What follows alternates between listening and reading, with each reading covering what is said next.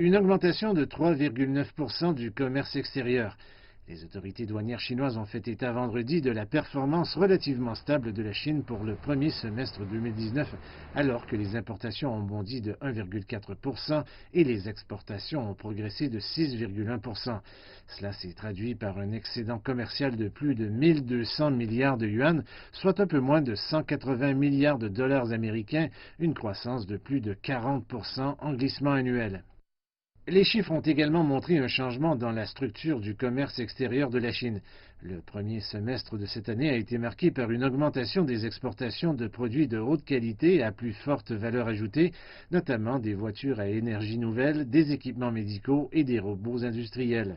Un porte-parole de l'administration générale des douanes de Chine a expliqué la croissance de ces industries. Récemment, nous avons mis en place une série de mesures visant à rationaliser l'administration, à faciliter les échanges commerciaux et à réduire considérablement les taxes et les redevances, en particulier depuis la fin de l'année dernière. De plus, la Chine reste plus ouverte aux divers marchés mondiaux.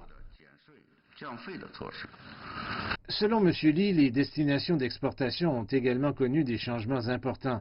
Les exportations vers les pays relevant de l'initiative Ceinture et Route ont augmenté de près de 10% et de 11% vers les États de l'Union européenne, tandis que les exportations vers les États-Unis ont diminué de 9%.